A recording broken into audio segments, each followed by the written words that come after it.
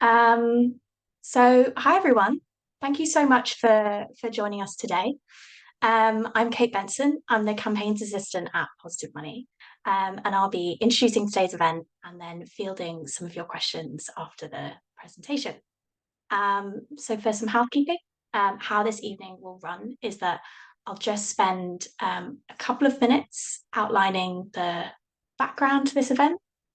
Alec is going to present for just over half an hour, 35 minutes, something like that.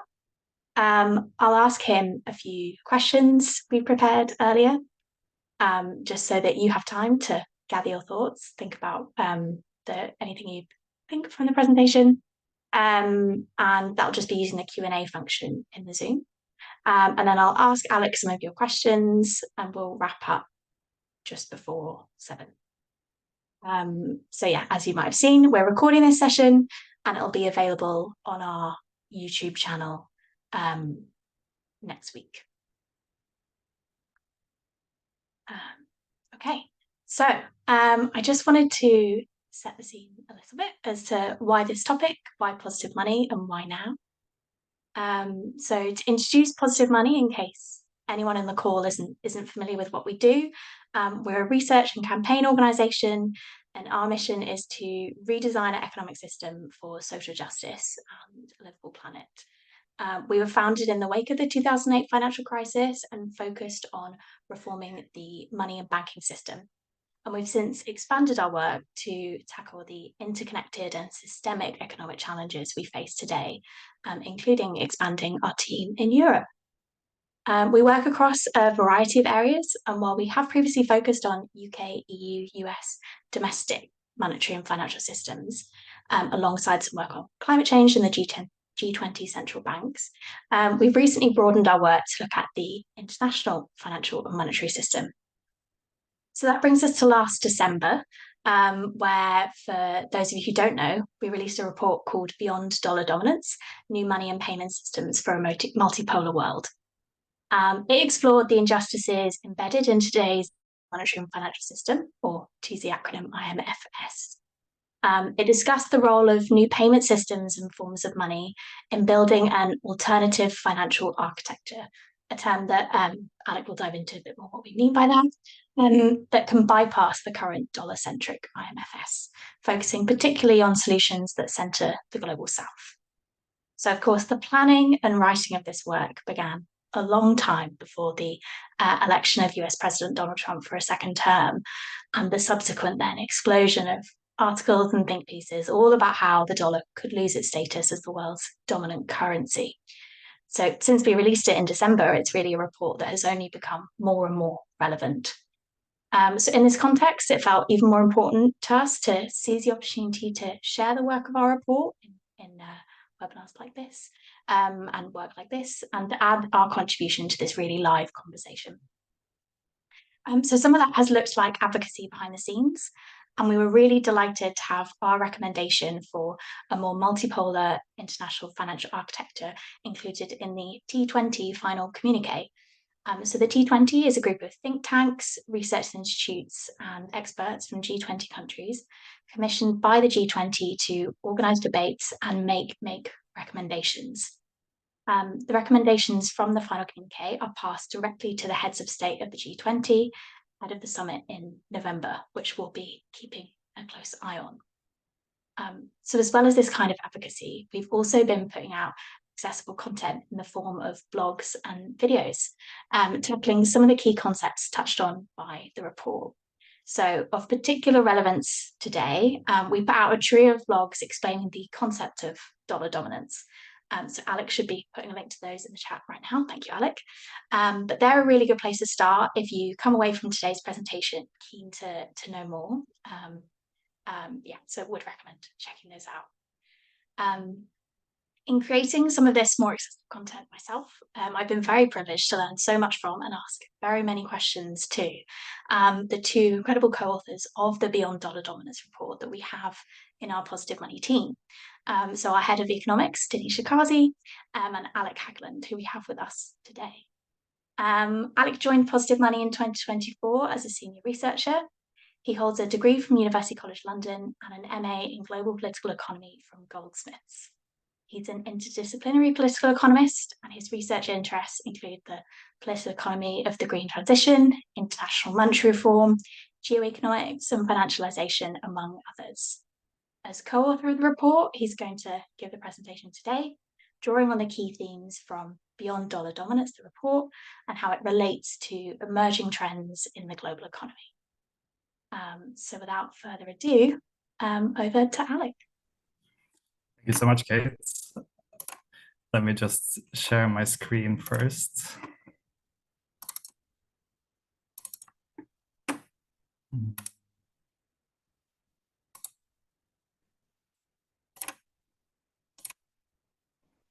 There we go. So yes, thank you everyone for coming today.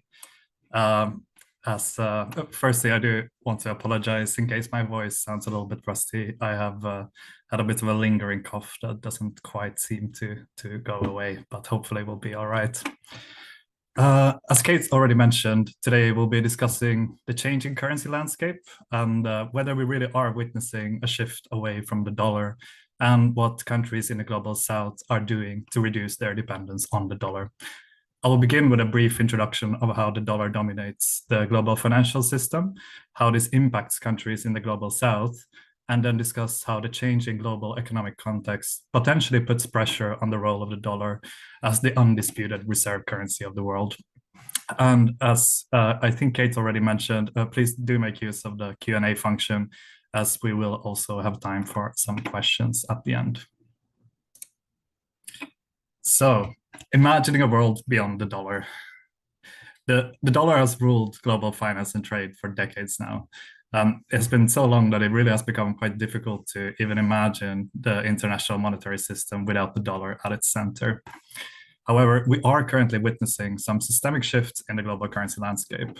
These are both due to internal reasons, such as due to US policy and the changing US economic context, as well as due to external reasons, such as other challengers, geopolitical shifts, and the rise of new economic and financial centers in the global south. Does this mean that we could see a more multipolar financial architecture? By that we mean something where the dollar does not dominate, but it's just one currency among many on the international stage, and where local currencies would be more widely used. And if so, what does this mean if we are moving towards a more multipolar financial architecture? And in particular, what does this mean for countries in the global south? Just a note here, when we are using the term global south in this context, we are essentially referring to countries in Africa, Latin America, Oceania, and Asia, with the exception of Japan, Australia, South Korea, New Zealand, and Israel. So a similar definition to those other ones used, such as developed or developing, etc. Firstly, we have to discuss what even is dollar dominance. When we speak about the dominance of the dollar, we are basically referring to how it dominates in global trade, in finance, in terms of central bank reserves, debt markets, far beyond the actual size of the US economy. Some might argue that there are benefits to having an anchor currency for facilitating international trade, a little bit like how the English language is used for international communication. But on the other hand, the outsized role of the dollar also hands the US vast influence and power over the global economy. The US benefits economically due to the so-called exorbitant privilege of being the sole issuer of the global reserve currency. In addition, it faces very low borrowing costs and has very few external constraints for its monetary and fiscal policy. For example, here in this graph, you can just see how outsized the dollar's role is in the global economy. On the very left-hand side there, you see that the US only makes up around 25% of global GDP, but as much as almost 90% of foreign exchange transaction volume is in dollars. And you can also see there that international debt issuance is around 65% of it is in dollars, with trade invoicing, cross-border loans, etc., also far out, being far disproportionate to the actual size of the US economy. This graph here shows the currency composition of global central bank reserves, so reserves from central banks across the whole world who report their reserves. We can clearly see how dominant the dollar is. This graph ranges from 1999, when the euro was created, to 2023. And as you can see, the dollar's dominance has remained stable. In the last 10, 20 years or so, you can also see the dark green category of other has been rising quite significantly, but dollar reserves still make up almost 60% of all reserves globally. It's worth noting here that the category other includes all currencies except for the US dollar, the euro, the Japanese yen, or the pound sterling. So dollar dominance, while it benefits the US, however, the negative effects of dollar dominance, particularly for the global south, are really vast. Global south countries across the world are forced to acquire dollars for international transactions, for their foreign exchange reserves, and for debt repayments. And these lead to structural inequalities for global south countries, such as exposure to exchange rate risks when borrowing in foreign currency, as the cost of servicing their debt would increase if their national currency depreciates relative to the dollar. It also leads to macroeconomic fragility due to external shocks because of global business cycles. That is, dollars flow to global south countries in good times and then move the other direction in bad times through no fault of their own. And as trade is conducted in dollars, this also results in volatility from trade invoicing, as any fluctuation in exchange rates might significantly impact the costs of trade. Together, these constraints significantly reduce the macroeconomic policy space and ability to focus investment in their domestic economies. And instead, it forces global south countries to structure their economies towards the accumulation of dollars. In addition, there's also almost complete reliance on the US infrastructure for global payments, primarily the payment network called SWIFT, which you might have heard of. And also there is an impact of monetary policy decisions made by the Fed, that is the US central bank, the Federal Reserve, which have vast impacts on the macroeconomic policy space for all countries in the world, but especially global south countries, since most of their debt and borrowing is denominated in dollars. And as you can see here on the screen, countries in the global south currently spend 5 times more on debt repayments than they can spend on addressing the impacts of climate crisis. And in the last 50 years or so, global south countries have spent as much as $2.2 trillion just in interest payments on debts.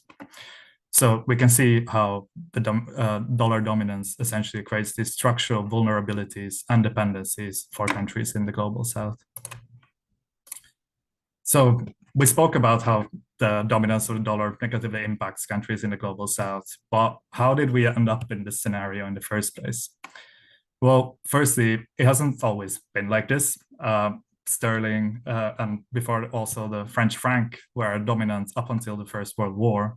But economic pressures, fiscal pressures in the UK, combined with the rise of the US as the largest economy and its very deep and developed financial markets, caused the significance of the dollar to rise. The US also emerged as the most significant economic power after the Second World War. And at the Bretton Woods Conference, a group of industrialized global North countries agreed to set up a financial system that was centered on the dollar, with the dollar pegged to gold and other currencies pegged to the dollar. And as a result of that, the dollar became the undisputed currency of choice for international finance and trade following the Second World War. The resilience of this system, it only strengthened over the next decades. Even with the Nixon shock and the removal of the convertibility to gold in the 1970s, we saw a series of agreements which ensured that oil and other commodities were priced and sold in dollars. And this led to a continued demand for the currency, despite there being a slowdown in demand for US goods and services, and despite the lack of gold convertibility. With the neoliberal turn of the 1980s, and the deregulation of the finance sector globally, this led to even further integration of the world economy with the US financial markets. We then saw the collapse of the Soviet bloc or the communist bloc in the 90s, and then we saw even more countries becoming integrated into the dollar-based global financial system. And this has led us to the situation in which we find ourselves today. So, what are these structural imbalances and asymmetries of the financial system as it exists today, the system that is so dominated by the dollar? Well, the currency hierarchy is a concept which highlights the relative position of different currencies in the global financial system. The world economy is shaped by all kinds of inequalities, but one dimension of these inequalities, which is sometimes not discussed enough, despite being very crucial to really understand these wider global economic asymmetries, is the unequal status of currencies on the world stage. As we saw earlier, the use of the dollar in cross-border transaction far outweighs the actual size of the US economy. But on the flip side, currencies issued by global south countries have hardly any usage at the international level at all. This means, therefore, that for international trade, for external loans, and all kinds of cross-border transactions, really, these countries cannot rely on their own currencies, but they have to use so-called hard currencies, primarily the dollar in some cases, things like euro or sterling or the yen. This creates many structural vulnerabilities for global south countries. For example, given that they're not able to get loans in their own currency, the debt they hold end up generally being in US dollars. One big problem of this is that the exchange rates of global south currencies are often extremely volatile. And when there is a rising uncertainty in the world economy through no fault of the actual of the global south countries holding that debt in dollars, we tend to see international investors selling their assets in the global south and looking for more stable and liquid assets in the US or in the wider global north. This currency depreciation of currencies in the global south means that their external debt, which is denominated in dollars, will increase substantially in terms of the cost of servicing that debt when it's measured in national currency. This may lead global south countries to a situation of default, even though it's completely unrelated to any kind of mismanagement of the debt that they hold or any actual material changes in the country's productive resources, but rather it's just a complete consequence of the structural asymmetries of the international monetary and financial system.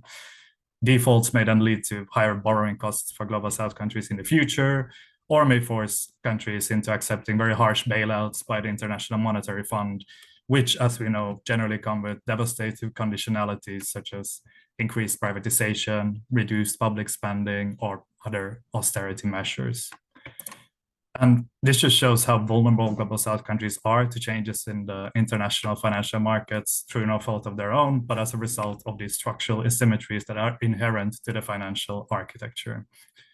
And given that almost all international trade is conducted in dollars, even trade between neighbors in the global south is generally done through dollars, whereas a lack of those dollars can very quickly mean that it becomes impossible to import even the most basic necessities such as food or medicine. It's, however, also important to remember that wider financial subordination goes deeper than just the currency hierarchy, and the currency hierarchy is just one structural imbalance that global south countries face in the international monetary and financial system. And you can see here on this graphic, the dollar at the top, then you have other few reserve currencies, some other major currencies such as the Canadian dollar, Australian dollar, the Chinese renminbi, with essentially all other currencies having very little international significance. Here you see a graph of the US trade balance. The graph shows how the US essentially has been able to run a consistent trade deficit. That is, it's essentially receiving more goods and services from the rest of the world than what it provides in return. And this is due to the very dominant position of the dollar in the world economy. No other country would be able to consistently run as large trade deficits as the US does, because they would face a depreciation of their currency and skyrocketing borrowing costs, as we just discussed, in terms of the situation for global south countries.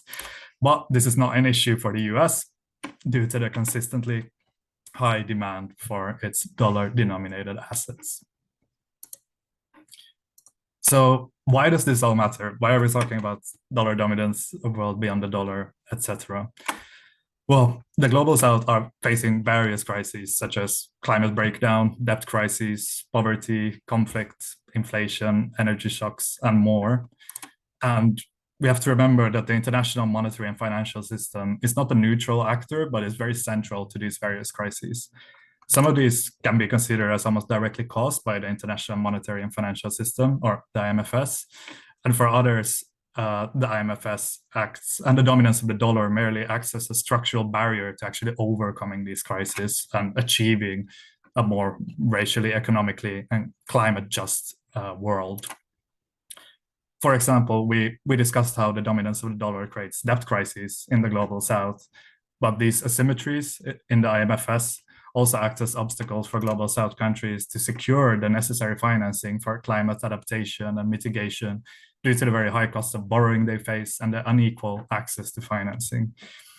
Also, as a result of the structural need to accumulate dollars to guard against these external vulnerabilities that we discussed before, this often leads to the reproduction of these very extractive neo-colonial relations in which global south countries are forced to exploit their natural resources for exports, often harming the environment, also diverting resources away from being able to invest domestically in sustainable development or a just green transition.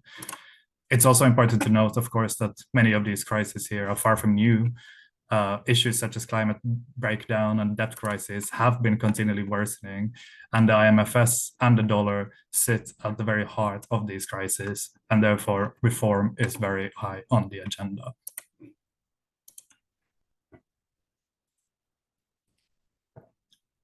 So we discussed how dollar dominance impacts countries, but how can it also be used as a tool of power? We may have heard about the sort of weaponization of the dollar or weaponizations of currencies, but how does this really function in practice? Well, not only does the dominance of the dollar give economic benefits for the US, but it also gives it geopolitical and strategic influence and power. The very structural need for dollar accumulation by global south countries gives the US leverage to demand concessions or favorable treatment, and tools like sanctions can be used against those who diverge from US foreign policy interests. Sanctions can come in different formats. Financial sanctions most often take the form of trade restrictions in order to achieve a certain foreign policy goal. By prohibiting the trade of certain goods or all trade, living standards among the population in the sanctioned country will generally fall, and the citizens will suffer due to a lack of essential goods and services. The reason why the US can implement these sanctions is precisely because over half of global trade is facilitated using dollars, and payments in dollars go through the US-controlled SWIFT payment infrastructure and must be cleared through the US banking system. So a sanction that is applied by the US has enormous repercussions. If a smaller country would put a sanction on someone, it would have very little to no repercussions. The sanctioned country cannot simply switch to trading with the same partners by using other currencies if there aren't already alternative payment systems there, which have been created before. And it can also be difficult to find partners willing to trade with you, even if such infrastructure does exist, since secondary sanction would usually apply to any other entity that trades with the sanctioned country. It is important to note that sanctions do have devastating effects in global south countries, and currently as many as 60% of poor countries have some form of sanctions by the US imposed on them. Some of the longest running sanctions are those of Cuba, which have been going for over 60 years, which are illegal under international law due to the fact that they are unilateral. And the dollar as a tool of power just shows that the role of the dollar on the global stage is not neutral, but it's a political relation, and it reflects the power of relations in the global economy. You can see here in the graph on the slide just how much more sanctions there have been imposed just in recent years. Here between 2021 and 24, you can see the increase here on the left-hand side. The dollar as tool of power can also be seen in different ways. For example, we saw swap lines created between the Federal Reserve and a selected group of global North countries following the 2008 financial crisis. And this is to avoid another liquidity crisis in the future by the Fed supplying dollars to other countries when in need. But the fact that such lines have not been set up for any global south countries, arguably those who are most in the need for dollar liquidity to guard against financial crisis, very much reflects the structural imbalances in the international monetary system. Instead, when faced with a liquidity crisis, global south countries usually have to go to the IMF, the International Monetary Fund, for bailouts, which come with the harsh conditionalities that we already mentioned, and often result in even more indebtedness that is denominated in dollars. So, the dollar system in crisis. We have all seen these kinds of articles, as you see on the screen right now. But why is there increasing discussion about a changing currency landscape right now? There have been renewed speculation about the sustainability and future of the dollar-based monetary order, and many more people are questioning its sustainability. But why is this happening right now? On the flip side, we obviously also see all of these articles that essentially argue that any notion that the dollar system is in crisis are greatly exaggerated, and those who argue so are merely doomsayers. But it's important to note also that discussions about de-dollarization are far from new, and particularly from the perspective of the global south, these kind of attempts to reduce dependence on the dollar can also be seen as part of a much longer history of global south countries aiming to increase their economic and monetary autonomy as part of a decolonization process. It is, however, quite clear that there has been an increasing amount on discussions about this topic of the dollar system and the monetary order. What you see here now on the screen is a graph made by the IMF, which analyzes keyword occurrences in Financial Times articles all the way from 1888 to 2025 about the monetary order. And they are currently at an all-time high since the Nixon shock in the 70s, as you can see on the screen just there.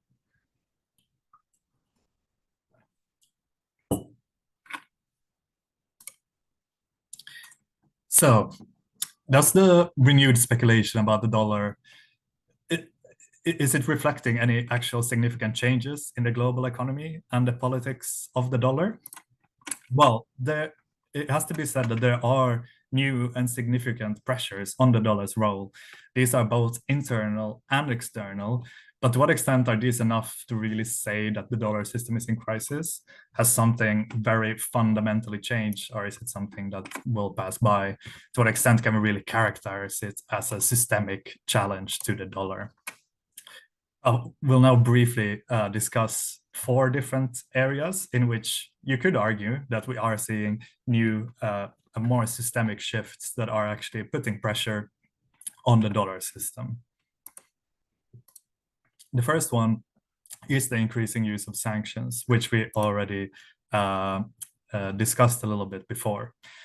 Because the increasing weaponization of the dollar and its payment system, it has continued to reach new highs in previous years. And this does cause a loss of trust in the dollar as a safe asset, meaning that more countries question whether they really want to hold dollars if they will be confiscated in the future. It sort of takes away from the argument for the dollar that it's a safe asset that you can hold and store. It also forces the countries who are sanctioned to build new financial infrastructures outside of the US under control of the dollar. Because if you are a sanctioned country and you can't trade using dollar or SWIFT, etc., you still need to trade with other countries, and you will build new structures and systems to facilitate that trade. So essentially, the sanctions are a very powerful weapon, as we mentioned before, but the more countries that are sanctioned, the more the dollar loses dominance, because it simply implies that there's less countries using the dollars. That is the definition of sanctioning them, making sure that they can't use the dollar. And also sanctions themselves end up losing their power the more they are used, because then the more sanctioned countries they are, the larger a group there is that wants to build alternative infrastructures. It's worth noting that the sanctioning of Russia and the confiscation of its both dollar and euro assets after its invasion of Ukraine was unprecedented in scale. And this did cause major shifts in trade financing without the dollar, because Russia, of course, it's a large economy and it trades with many other large economies. And much of that trade now is conducted in local currencies rather than the dollar, whereas before, basically all of Russia's international trade was conducted in dollars. It's also a change in the sense that previously it was mainly smaller countries that had been this heavily sanctioned, as Russia was or is. You may think of places like Cuba or North Korea. They also face heavy sanctions, but because they are so small, it has less of an impact on the global economy and the monetary order. So another thing that definitely has changed something is tariffs. And I'm sure some of us might be a little bit tired of us constantly seeing news of tariffs in the headlines each week. But you could argue that the use of tariffs has caused a fundamental shift for some countries.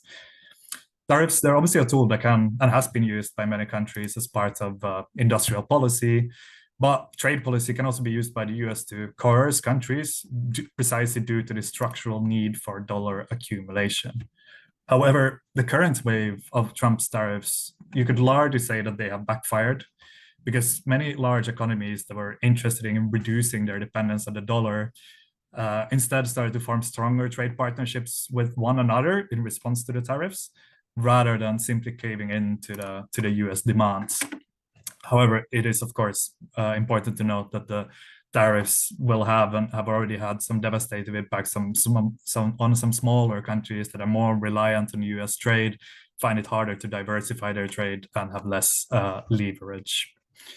But this tariff politics that we are currently seeing does further cement the US as an unreliable trade partner, because why would you make trade deals if they will simply be ripped up the next day? And this very coercive nature of this tariff politics, it motivates countries to seek out alternative trade arrangements. And if more of these countries choose to trade with one another using local currencies, then this would reduce the network effects of the dollar. You could also say that has motivated some previous adversaries to seek closer economic relationships with one another. An example here would be India and China. On top of that, the tariffs, of course, are quite inconsistent. For example, Brazil is currently facing 50% of tariffs, even though the US has a trade surplus with Brazil. In response, Brazil has not only threatened action at the World Trade Organization, but very much reiterated the need for using alternative currencies for trade and established closer trade links with China and other BRICS members. So we can see here how the tariff politics might drive countries away from the sort of US financial sphere of influence and instead establish other trade relations. It has also caused simply a bit of a loss of trust in the US economy as a whole, because we have even seen some institutional global North investors seeking to move away some of their holdings from US assets into other assets. Another point that has changed is the rise of global South economies and alliances. This point is less recent. It's not something that has happened just in the last year, but it has become more relevant year after year. The paradox at the heart of the current context of dollar dominance is precisely that the US continues to command outsized power in the global economy due to this dominance of the dollar. However, the continued growth of global South economies mean that the US does not serve a central role in the global economy anymore than it did when the dollar system was set up, particularly in terms of production and manufacturing, etc., which we don't really see coming from the US anymore. We have also seen the undoing of the neoliberal trade order of free trade, etc., on which the rise of the global dollar was predicated to some extent. And China is now the largest economy by purchasing power parity rather than the US as it was when the dollar became the dominant currency after the Second World War. Global South countries such as China, China in particular is the largest trade partner in the world as well, and it is beginning to lead in many fields of technological innovation, while countries like India, Vietnam, etc., are serving an increasingly important role in the global economy. So the rise of these global South economies means that there is an opportunity to forge much more diverse trade partnerships that are less reliant on the US and the global North, and also less reliant on technology transfers from the US and the global North. We've also seen alliances such as BRICS or ASEAN, the Association of Southeast Asian Nations, grow in significance.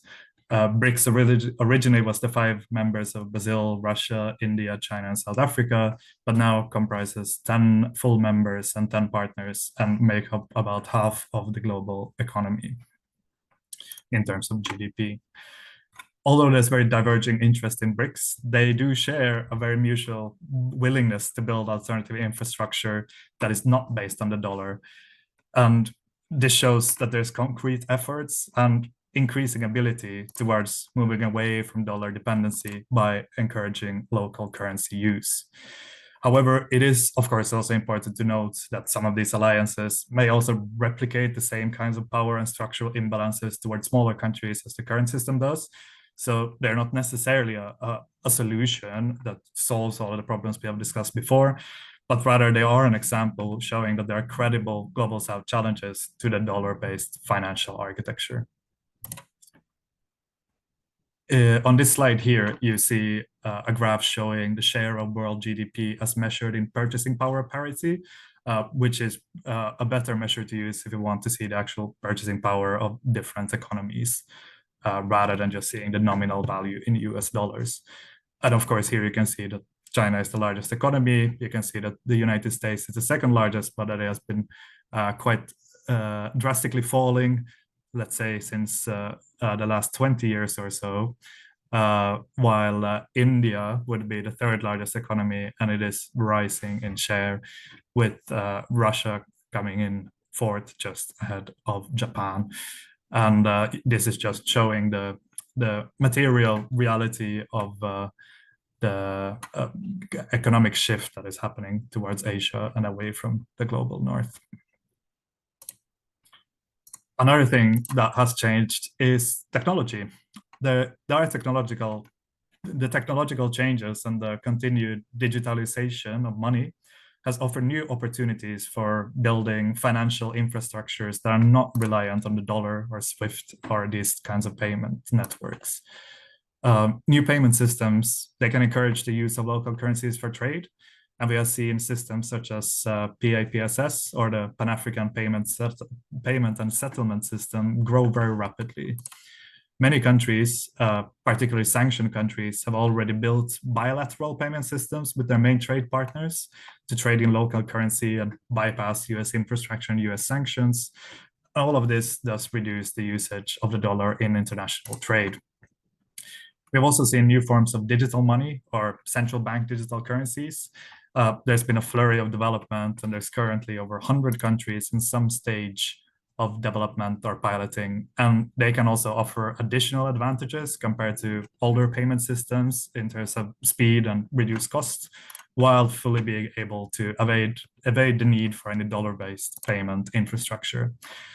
So to some extent, we're also seeing these kind of new payment system and new forms of money as a new battleground in which the US is promoting these private digital assets, stable coins, which reinforces the role of the dollar globally, while EU, for example, tries to build both private assets and the public central bank digital currency. And we see places like China developing public money that is central bank digital currencies. So what does this all mean? Well, we clearly do see that there's a new emerging geopolitical context as it relates to the monetary order. We see the fragmentation of this neoliberal order of free trade. We see the weaponization of trade and currencies. We are also seeing the increasing economic power, cooperation, and integration of global South countries. And we're seeing very significant technological changes in money and payment systems. And together, the changes we discussed here, they do constitute the formation of a fundamentally different geopolitical context to that of the previous 30 years. And that is one in which the status and the role of the dollar is being seriously questioned and challenged by actors with the capacity to build alternative financial infrastructures, perhaps not to dethrone the dollar, but to offer alternatives to the dollar. All of these changes basically point to there being an increasing willingness, need, and ability or capacity to challenge the status quo.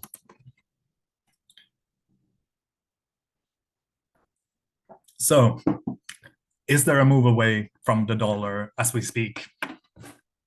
Well, it is clearly happening, but to what extent? Is it actually happening to any significant extent? Well, if we look at some examples in some areas, we can look at, for example, bilateral trade. like China, which we mentioned, is the largest trade partner in the world right now. And it conducts more than half of its trade in its own currency, the renminbi. There's also other large countries such as Russia, and which conducts a lot of its trade in non-dollars. But this development is much less visible for kind of smaller or non-sanctioned countries. We have also seen the growth of local currency payment systems, and they are still growing, but these are still very often quite regional or quite local, and some of them remain linked to SWIFT or the dollar in some form, perhaps for final settlement or different issues like that. So there's not payment system yet that are capable to fully replace SWIFT. There are some, well, there's not really de-dollarized commodity trade yet. Commodities are still almost completely traded in dollars. But we have seen an increasing willingness by countries such as Saudi Arabia or the United Arab Emirates to sell fossil exports in non-dollars. For example, China has bought liquefied natural gas from the United Arab Emirates in yuan, where you might have heard of the petro yuan. And obviously, there's major fossil exporters such as Russia and Iran that sell in non-dollars. But again, that's because they are sanctioned countries rather than doing it voluntarily. We have seen some CBDC trials, that is public digital money trials, but the vast majority of these are very much in the development stage still. And in terms of loans and financing, all of that is still very dollar dominated. Even if we see, say, the BRICS Development Bank, which is providing almost a third of its financing in local currencies at the moment, and say bilateral loans from countries like China might come in local currencies, but as a whole, financing and loans are still very much dollar dominated. We have seen perhaps quite slow but decreasing share of dollar in terms of central bank reserves, as I showed in the earlier graph, but the dollar again still very much dominates. So yeah, I should also say that we have seen lots of commitments by these kind of global South alliances, such as BRICS or ASEAN, to increase local currency use and reduce dependence on the dollars. But to some extent, these remain commitments to build something rather than infrastructures that are fully in place at the moment. So there are very real moves away from the dollar, but they might still be quite small in scale relative to the global economy. But you could say that they do signal a fundamental shift. Just here is a graph which some might also, which you can see as a way of how the role of the dollar is changing, because this shows how much gold is being held by central banks across the world. And you can see that that has quite steadily been going up for a while. And this is interesting precisely because many of the countries that are increasing their gold reserves are precisely those who are concerned about increasing use of sanctions by the US and are therefore looking to diversify their reserves. So what are the strategic policy choices the global South countries can do or are doing to accelerate the shift towards a new financial architecture? Well, what you see here is part of a menu of options that global South countries can utilize and are utilizing without having to rely on the benevolence of global North countries to, voluntarily give up their privileged status. But this can be done by global South countries themselves without global North's approval, essentially. For example, new payment systems, they can build resilience and they give the ability to trade regionally or even globally without using the dollar or dollar-based payment networks. This would also help to increase local currency use, which would strengthen local currencies and reduce the need for constantly having to accumulate dollars. New forms of money, such as central bank digital currencies, they can also be used to protect public money against rising fintech, and can provide benefits from technological advances such as instant settlement, reduced costs, and they can also be designed in such a way that they guard against centralized control and help to avoid dollar or US-based infrastructure. Strengthening the cooperation and integration between global South countries, both regionally and through trade blocs or other alliances, can also help to diversify trade partnerships. Global South-led institutions such as multilateral development banks they could also help. They could also provide increased development funding in local currencies to reduce dollar-denominated external debt. They could also provide swap lines or other liquidity mechanisms to members facing a liquidity crisis so that they don't have to go to these institutions such as the IMF, which, as we know, have conditionalities and often leads to further indebtedness. It is, however, obviously very important to note that there's not a one size fits all, and different countries in the global south have different solutions which may fit them best. In addition, even with the full implementation of these policies, this does not mean that countries can overcome all the structural imbalances, vulnerabilities, and dependencies associated with the global financial architecture. However, they could help to reduce those dependencies and could help to open up the macroeconomic policy space for global south countries to be able to focus on investing in their domestic economies, in tackling climate change, in building public services and public infrastructure, rather than fully having to gear their economies towards the accumulation of dollars. It would also reduce the coercive power of the US by minimizing the dependency on dollar-based payment networks and financial infrastructures. So what is this then leading to? Is it leading to freedom from the dollar? Is it leading to chaos? Well, first of all, we have to remember that money is not neutral, but money is a reflection of political relations.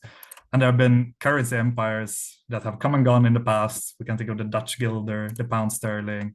So it's not unfathomable to think that the role of the dollar will also change. When material conditions change and a sufficient number of actors in the global economy really start to question the usefulness of the current dollar-based system and start to build alternatives, the monetary order would eventually come to reflect the shifting economic balance of this changing world economy, just as it did when the dollar rose to the status it holds today, which reflected the growth of the US economy. With any change, there will obviously be winners and losers to such drastic shifts in the international financial system.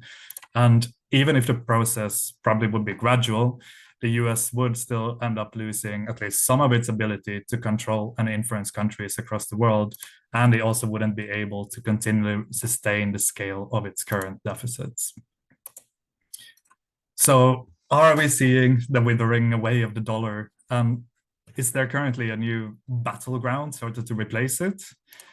Well, it's important to mention here, first of all, that China is unwilling, even as the largest economy in the world, it's unwilling to replace the dollar within the structure of the current monetary order due to its export-oriented economic model, which relies on capital controls, but it is motivated to increase its use for its own trade, to increase the use of its own currency for its own trade, that is. The EU has also been considering whether it can increase the internationalization of its currency if the dollar leaves a vacuum behind it. Perhaps you could think of that as the only sort of credible replacement if you believe that there always will be one dominant currency. But I would say that the signs are pointing to a more multipolar monetary order being much more likely. This could reduce the structural dominance of the dollar. But if the dollar was just replaced by, another global north currency, such as the euro, there would be little fundamental effect on the predicament of global south countries. Because if one country has control over the global reserve currency, then its interests would always trump those of the global majority. So a multi-currency financial architecture could potentially lead to a much more representative and equal monetary order where one country or a group of countries cannot dominate. But it's important to remember that even within a multi-currency financial architecture, hierarchies would still remain. This is due to the accumulated vulnerabilities and structural imbalances that have been built up over centuries of capitalism and colonialism. For example, if it leads to a range of more dominant currencies, such as the dollar, the euro, or the yen, sharing that sort of dominance of the monetary order, this would not necessarily lead to an improvement for global south countries. However, as we mentioned before, we are also witnessing shift towards the increasing use of local currencies. And this could lead to opening up macroeconomic space for global south countries. And it could reduce some of the shackles that the current financial architecture places on countries in the global south. rather than leading to increasing chaos in the global monetary order, this would actually provide much more stability and security for countries in the global south, for whom the current system is a cause for chaos and disorder. However, the question reforming traditional structures in the financial system obviously still remains, because financial subordination cannot fully be overcome just by changes to the monetary order, and it goes a lot deeper than dollar dominance. For example, there is still an urgent need for debt cancellation, for climate reparations, colonial reparations, and for reforming and democratizing institutions like the IMF and the World Bank, in which the voices of global north countries count much more than those of the global south. And we would have to also democratize these institutions. So to conclude, are we witnessing the beginning of a monetary system beyond the dominance of the dollar? Well, at this moment, it's perhaps just a little bit too early to say. But what we can say is that there are very systemic shifts to the global currency landscape. These changes are happening, but they are slow and they are gradual. But what we are seeing is essentially something that could be the beginning of a new monetary order, perhaps the seeds of that process.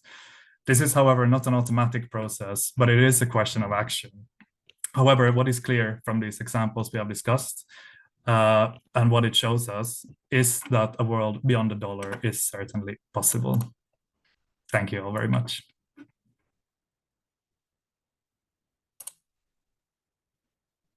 Thank you so much, Alec. Thank you. I hope everyone enjoyed that. I'll let you catch your breath, Alec. As we've gone a little bit over, I was wondering if we might just go straight to some of the questions that people have been posing. And yeah, just a reminder that you can submit questions through the Q&A function, and I'll be asking Alec as many of those as we can in the little few minutes we have left. But one of the questions from a bit earlier on was something that I think you have touched on, but hopefully is good to emphasize, is just kind of, yeah, why do non-US countries accept the dollar dominance? So am I right in thinking it's a chicken and egg situation where it's just very difficult as something to overcome and avoid? Yeah, as we sort of briefly kind of discussed there in the presentation, you could say that what we are seeing with these changes is precisely that some countries are unwilling to accept it. It's simply the structure as it exists today. You know, for smaller countries, particularly in the global south, it's not that they can just opt out of the global system of trade, because these are essentially the structural aspects of the global economy as we know it. For other countries in the global north, you know, to some extent, they are benefiting from that system too, perhaps not to the same extent as the US, because they still rely on some of that infrastructure and are impacted by their monetary policy. But I think global south countries, they're not willingly accepting the system of the dollar, but they have found themselves in this place in which it has been imposed upon them. Now there's more and more countries that are trying to build alternative infrastructures precisely because it's not the system that they want. Thank you. Yeah, that makes a lot of sense. Another question from someone I think is quite good to hear your thoughts on. Is sort of asking what a realistic worst case scenario and best case scenario might look like. Obviously, that's super subjective. But I guess if you take it from the perspective of countries in the global south, maybe, what do you think the most positive and difficult developments might be coming? I mean, I guess we mean here worst case, best case in terms of the dominance of the dollar in the international monetary order specifically. Well, I mean, in many ways we do find ourselves in the worst case scenario, right? Like having the dollar dominates and having all of these structural asymmetries baked into the global economy as it works right now is what is creating some of these issues such as debt crises and poverty and unequal terms of trade for many countries in the global south. And perhaps it could be even worse than what it is currently, but it's definitely not at a good stage. And if we think about perhaps a little bit about the developments that have been happening recently, of course, the decisions that are made by the current US administration have a large impact on where these developments go. You could perhaps say that one of the worst case scenarios would be if say everyone would bow down to the demands of the Trump administration as it attempts to coerce countries into an even worse position vis-a-vis the US in terms of relations of trade. But as we previously discussed, that has to some extent backfired. And if you want to see a move away from the dollar, to some extent, you probably could not imagine a more suitable administration than the one we are currently seeing, because it's that's despite all the hardship and devastation it's causing in its wake under the decisions that it's making, but it is also to some extent shooting itself in the foot, because the more it is applying these coercive measures, the more it is applying these sanctions, it is precisely driving countries towards wanting to build alternative infrastructure, because it has become so blatant and obvious that the system is not working in the benefit of the global majority at all. Perhaps that was known before, but some might have argued that the stable stewardship of the global economy by the US was the least bad of many bad scenarios. But there's fewer and fewer people who are currently viewing it that way, particularly in the global south. So I guess one of the best case scenarios we could see is precisely that this current very coercive, tariff and sanction politics by the U.S. administration does push countries, does motivate countries to build alternative infrastructures to conduct trade without the dollar and its the dollar-based institutions. Thank you. And I'll take just one final question from someone. So that was quite a good question. Is around: is there a way we as ordinary people, as phrasing, can insist on a fairer system? So I'm right in thinking that there are kind of organisations like Debt Justice and ourselves that are calling for things like reparations. I wonder if there's any other things that you're thinking of. Yeah, I mean, of course, these are very, very large global systematic changes. But of course, getting involved in any kinds of movements that are arguing for, financial justice, debt justice, for climate reparations, for colonial reparations, all of these are aspects which, contribute to this wider movement of international monetary reform. You mentioned debt justice. There are many others who perhaps we can link to in our follow-up email following this this webinar. But of course, getting active and arguing for the need for international monetary reform, whether that's with friends or with your political representatives, and being involved in that space is certainly a way in which all of us as citizens who care about addressing this injustice can contribute. And yeah, I hope we're all inspired to keep doing so, because it's an important challenge ahead of us. Yeah, absolutely. Thank you. Yeah, that's a good shout. We'll make sure to include some links in the resources, and obviously part of that is also continuing to educate yourself about this. Which, as I mentioned, we have a series of blogs on dollar dominance that are I put in the chat a bit earlier. But yeah, I think as we're just past 7, I just want to thank everyone so much for coming, for all